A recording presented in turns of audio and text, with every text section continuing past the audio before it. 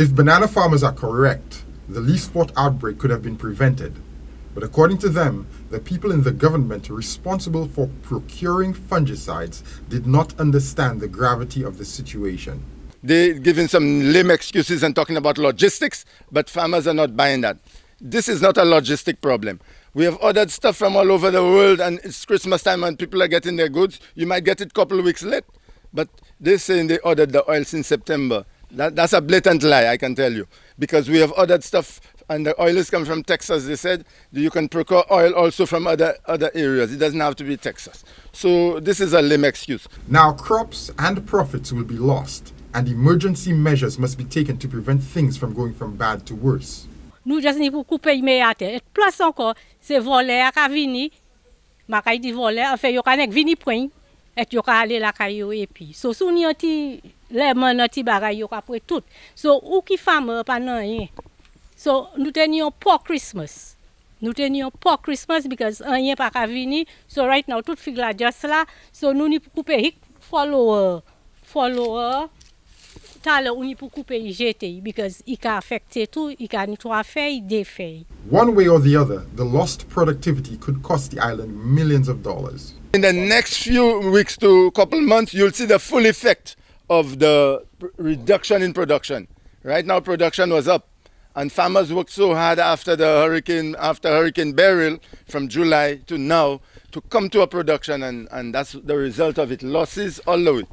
Bunches have been chopped down, bunches are falling off the plants are dying, and it's a catastrophe out there in the field. St. Lucia is surrounded by agricultural islands that could help in supplying the fungicidal oil needed to kill leaf spot.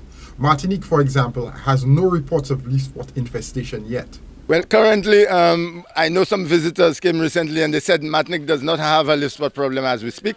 So obviously, they are doing a very good job with their leaf spot control, and we were doing a very good job until this shortage of oil as well. So, without the oil, farmers would need to cut down their trees in order to stop the bleeding.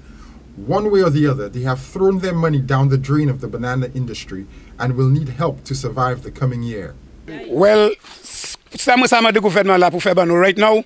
Si ça ban nous en help pour nous ça cut back down, c'est pied fig là qui nous la couper yo la jate et puis followers là nous ça occupé followers là pour chikata nous ça gomme contre les sport ça pour ça ban nous l'argent pour nous ça travail pour travail pour ça vieux couper fig ça pay travail pour vieux code donc fig ça pour nous ça survive. Because government holds a monopoly on the importation of the leaf spot killing fungicide, farmers think they need to take responsibility for the losses caused by the failure to provide the fungicide in a timely manner.